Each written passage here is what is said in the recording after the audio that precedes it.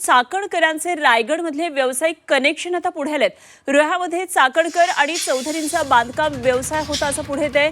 कर्मा कन्स्ट्रक्शनमध्ये निलेश चाकणकर हे भागीदार असल्याचं पुढे आलेलं आहे। त्यामुळे आता रुपाली चाकणकरांच्या अडचणींमध्ये वाढ होतीये। अशोक खरात प्रकरणानंतर चाकणकर आणि तटकरे यांना टीकेचं लक्ष केलं जात होतं। 2 दिवसांपूर्वी सुषमा अंधारे यांनी पत्रकार परिषद घेऊन चाकणकर, चौधरी आणि तटकरे यांचे व्यावसायिक कनेक्शन असल्याचा आरोप केलेला होता।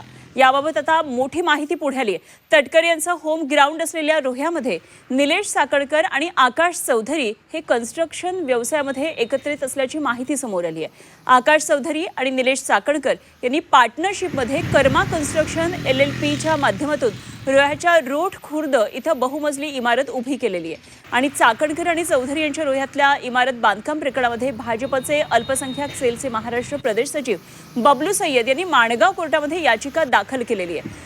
अनधिकृतपणे चुकीच्या पद्धतीनं बांधकाम केल्याचं हे प्रकरण आहे। त्यावर चाकणकरांचे चौधरी यांच्यासोबत रायगडमध्ये व्यावसायिक संबंध होते, व्यवसाय सुरू असल्याच्या दाव्याला आता पुष्टी मिळते। त्यामुळे तर रुपाली चाकणकरांच्या पुढे अडचणी वाढणार आहेत।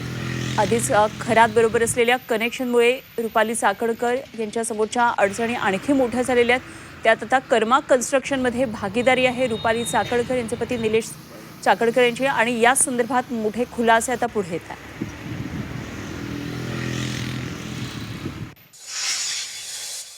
कन्स्ट्रक्शन कंपनी त्यात असलेले निलेश चाकणकर आणि त्याच्या कर्मा कन्स्ट्रक्शनचा मालक आकाश महेंद्र चौधरी आणि निलेश सुदाम चाकणकर या दोघांच्या विरोधात नदीपात्रात अनधिकृत बिल्डिंगचं बांधकाम केल्याबद्दल मी माणगाव सेशन कोर्टात एक केस दाखल केलेली आहे। तिचा नंबर आहे 171/2024।